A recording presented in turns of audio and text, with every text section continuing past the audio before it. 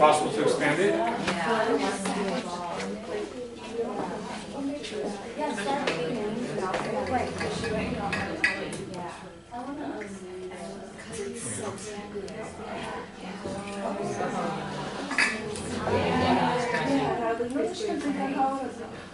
First, I'm going to grab a couple things from this table, so I don't interrupt you. Perfect. Yeah.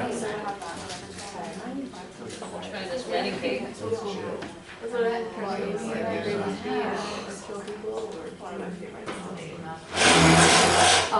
there you go, see there. There's a lot going on.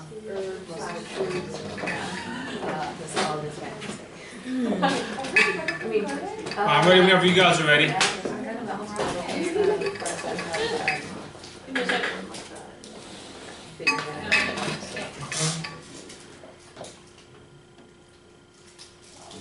Skin nutrition, the connection to whole body healing and radiance.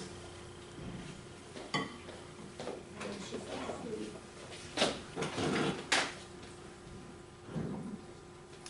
next. Okay, so I'm going to cover just like the whole, like this way. Okay, good. Got it? Perfect. Okay. So I'm going to cover some fundamentals for skin nutrition. I'm going to get into some herbs. And of course, I'm going to get into the fats. I'm going to get into what protein does, antioxidants. I'm going to talk about some interesting people that I've learned from about skin. And we're going to have some fun. You guys, this might be the best skin presentation you've ever seen. Ow! Yeah. Okay, so big picture, kind of like, of course, you want the protein, you want the fats, you want some clean water for hydration, fat metabolism. That's how you get the healthy fats into your skin cells. Is you want to be hydrated, and of course, antioxidants and anti-inflammatory herbs. So that's kind of the overview for skin. So I'm big on sources with all my presentations and all my work. So I'm gonna go right to those first. And this is my favorite dermatologist. He has some of the best material out there. This is like probably about he has written about 7 books. This is the 4 that I think are the most pertinent, and the Pericom prescription one. And he has some really good ideas. So definitely look him up. I'll post this online in the drive, so you guys can look him up. But definitely, you guys want to check into him. And then my next inspiration for skin is this lady right here, Kimberly Snyder.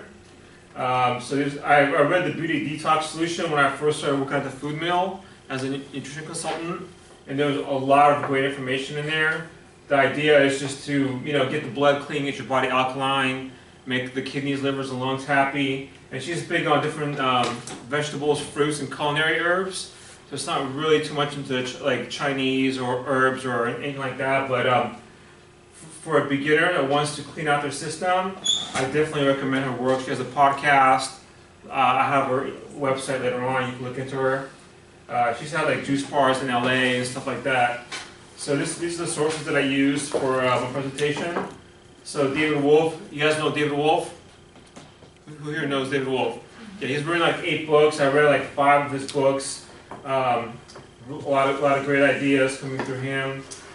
Johnny Bodine, 14 books, 6 of them are cookbooks. This guy is really deep, a lot of good info. And Donna Gates, she's kind of brought stevia into the U.S. and she's big on something called the body ecology diet, which was a big thing in Southern California for getting rid of candida, which is, of course, could be a skin problem if there's too much candida. So she's like kind of like the queen of getting rid of candida overgrowth, Donna Gates. So if you can only remember 2 things for your skin, this is the 2 things you want to minimize as much as possible: inflammation and glycation. And I always look for a good definition for these 2 terms because they're so important, but a lot of times they're so like mystical that people don't really receive the info. But I really like these 2 definitions that I found. Glycation, the bonding of a sugar molecule to a protein or lipid molecule without enzymatic regulation. So what this is basically if you spill soda on the floor and you step on the soda and your foot got sticky in the rubber, and you heard that from the sticky floor. That's what excess sugar in your body does your collagens, other proteins, and makes your skin age quicker. So that's a huge thing that could be avoided. And then, of course, inflammation, a localized protective response elicited by injury or destruction of tissues, which serves to destroy, dilute, or wall off both the injurious agent and the injured tissue. So this is basically a wound that's happening in your body, and the inflammation is happening to kind of seal off the wound. That obviously that goes beyond nutrition. You can get inflammation from all kinds of things, 12 different things, at least in this world, that gets you inflamed. But these are the two things that will jack up your skin really, really quick. So you want to minimize those. So protein basics, amino acids. That's probably like the easiest thing people already know about. That's going to provide the base material for creating skin, structuring it, toning it, lifting it. Providing texture, and there's some amino acids that are better than others. And I actually bought a collagen drink that later on I can make you with some water. That tastes really good. It's from cow hides from grass-fed beef coming out of Germany. And if you guys want to try that, you can. And then enzymes are made from protein. So basically, all the enzymes that are doing all these metabolic things in your body, your digestive enzymes, your anti-inflammatory enzymes are made from proteins. So you don't want to get deficient, of course, in enzymes. So next. So some reasons for eating fish. So Nicholas Perko, the dermatologist, thinks we should eat salmon pretty much like once a day, like to really optimize skin health. And there's, besides the omegas and the protein, there's two things in salmon. There's two antioxidants in salmon, in wild-caught salmon, that are really important. That's astaxanthin. That's actually a carotenoid that comes from red algae. And that's what salmons eat that makes their skin that color. And it gives them the strength actually to swim upstream and spawn and all that kind of stuff. And then there's a DMAE, which is an antioxidant also in fish that's really good for tightening your skin. And there's supplements, DMAE supplements now that are sold both for skin health and for brain health, because the skin and the brain are made from the same embryonic tissue. So a lot of times the nutrients that are good for your skin are also really good for your brain. So we go next. So here's some more of the healthy fats. Omega-7, a lot of people don't know about that one. That's like in macadamia nuts. That's in sea buckthorn berry. And it's a little bit in fish as well. That's a big skin omega. And then, so the fats will slow down the production of insulin in your body. So like when you're eating sugar, you want to make sure that sugar has a lot of fat in it, because then your blood sugar won't spike as hard and your insulin won't pound as hard. And you won't become insulin resistant as quickly, because insulin resistance is a big part of inflammation, and you don't want that. If your skin is already inflamed, you want to minimize the arachidonic acid. You guys remember that from the test? That was like one of the main fats in our diet. It's coming like a lot of times from animal products. But if your skin is already inflamed, you want less of that fat. And so, yeah, omega-3s will structure cell membranes and make your membranes more permeable. Oleic acid, which actually comes from olive oil, big deal for keeping your skin moist and keeping fluidity of your cell structure. And supports omega-3 absorption. So that's why you can have like the Mediterranean diet where you have kind of like the olive oil and fish, and that really is good for the skin. Here's some fruits for the skin, and then some of these are coming from Perricone's, the dermatologist recommendation. He recommends fruits, if they're going to be sweet, for them to have a lot of water, because then you have less fructose in your system. And although fructose does not raise insulin, like the other sugars do as much, it will create glycation. It will get stuck to your proteins. There's a lot of it in your body. So the high water fruits, or the high antioxidant fruits, like the ones that are coming from the tropics, like the maqui, camel, acai berry. And camel berry has more vitamin C than any other fruit. And unfortunately, we can't get those raw, but you can get like powders. And that's a great berry for vitamin C. All right. Okay, so this is actually an ingredients for a smoothie that Kimberly Snyder recommends to her clients. That was a lady in the beginning on those books. So there's no toner in the room, so I couldn't print out my recipe list, but I'm going to email you guys or I'll post it in Drive. You guys will get it. But the glowing green smoothie, that's a great skin booster, skin hydrator, making your body alkaline. And you also want to look into vegetables that have sulfur in it. The sulfur is huge for elasticity. It's a bad calcium dissolver. It addresses calcification in the body. Sulfur is like the fourth most prominent mineral, right, in the body. It's great for your liver. So you want to look into the sulfur. Who knows what the allium family of vegetables are? Onions, garlic. Okay, cool. And then cruciferous, everybody knows those? Mm-hmm. Okay. Broccoli. Yeah, a cabbage, cauliflower, broccoli, mustard. Romanesco. There you go. And then okra is good source of silica, but I'm going to get into some other silica herbs. For silica, it's going to be more like about the herbs. Although a lot of the grains, they also have silica too, like millet and stuff like that. Okay, so herbs for the skin, east and west. So bamboo has the most silica of any herb. So bamboo shoots and also bamboo leaves. So bamboo leaves you make tea from. And they sell bamboo powder for making tea. And then you can put the shoots in the soup. We have a couple herbs here from what we studied.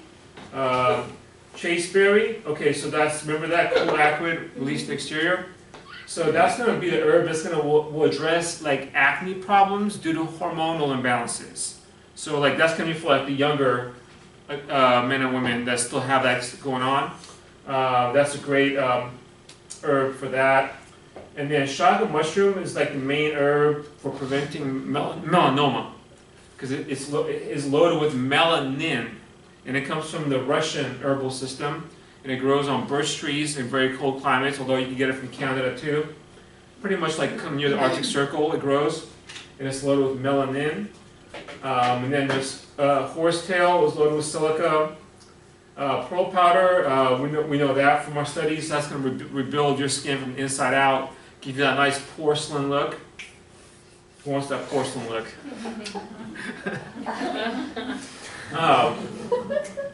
Bai Shao, I mean, that's like a big skin herb right there. Give your skin some luster. Who wants luster in their skin? Oh yeah. All right, there you go. I think that's more. Oh, it has some luster, the root has some luster too. Yeah. Interesting. There you go. Here's some skin conditions. So I'm not tying a presentation to addressing these conditions directly, although there is some crossover here. But it's good to know for eczema. The microbiome, the gut situation, will definitely, if that's improved, the probiotics, fermented foods, and EFAs, eczema could be addressed. So rosacea, that was interesting. I didn't know anything about rosacea, but I wanted to look it up. And it's basically the excessive stress and PTSD was coming up for that. So that was interesting. There's like a whole society of rosacea.org. People want to know more about that. And then, so what to minimize? Okay, so going back to glycation, excess glucose causes collagen to cross-link, laying the foundation for wrinkles, sagging, and loss of tone. Bad news. Excess fructose also attaches to collagen. And then you want to minimize the hard liquor because the metabolite aldehyde damages your cell membranes. So the wine is okay here and there, but be easy on the hard liquor. Does port count? Porto is a wine. Okay. That's what I was wondering. Okay. So now for some supplements for the skin. So my favorite skin supplement would have to be astaxanthin, which is the algae that salmon eat. And krill eat those other pretty much all the marine creatures that have like a pinkish tone to them, red tone. Even flamingos eat some of that. That's like the top antioxidant carotenoid. So that thing is a big deal for sun protection. And I like this company here, BioAstin, Hawaiian astaxanthin. They have an astaxanthin farm in Hawaii. And then alpha lipoic acid. That's like a really inexpensive antioxidant for the skin. Even like Trader Joe's has a decent product there for a few dollars, and it supports your insulin, so it helps your sugar get out of your blood into your cells with less insulin having to be produced. And it's also it's both fat soluble and water soluble. It supports mitochondria. It helps vitamin C and E work better. It's naturally occurring in your body already. but you can take it as a supplement. Collagen builder, for those that are like vegans and don't want to eat collagen directly, but you want the cofactors to create collagen. Collagen builder by Garden of Life has a lot of the great, like ellagic acid, it has the silica in it, the vitamin C, the biotin, all kind of together. And then the perfect food alkalizer, detoxifier, that has the blood purifying roots, burdock root, yellow dock root, dandelion root, and turmeric root mixed in with juiced grasses and juiced sprouts. So that's part of actually the recipe, 5-day recipe book, pamphlet that I'm going to email you guys. And then Wrinkle Rescue by Now Foods, that's an optimum formula, just like $12, it's really, really good. Look it up. So advice of a salmon, spawn new ideas, show your true colors, swim against the current, be a good catch, don't give up without a fight. And is that it? Go one more? Okay, that's it. And nourish your glow. Any questions? I have a question. I feel like just recently, since there's a lot of awareness about the ocean being polluted and a lot of these larger fish that have pollutants in it, how do you kind of, I guess, navigate which supplements would be best? Alaskan salmon, pretty much for eating is like the way to go, and then Alaskan pollock for fish oils. And a lot of times it depends on the technology that the companies are using for the distillation process and how good that is. But yeah, Alaskan pollock is probably like one of the cleanest sources. I could recommend you some companies if you're looking for fish oil recommendations. Like Nordic Natural is pretty good. There's a few companies that got it down. Those are a little more expensive than the cheaper ones, but yeah, it's worth it. Yeah. Are these sustainable products? The fisheries, some of these fisheries are, yeah. Alaska has a really good management of the fisheries here. Other places maybe wouldn't. Maybe like maybe Southeast Asia probably wouldn't be the best place to be sourcing from. Yeah, so it kind of depends. All right, we're good. All right.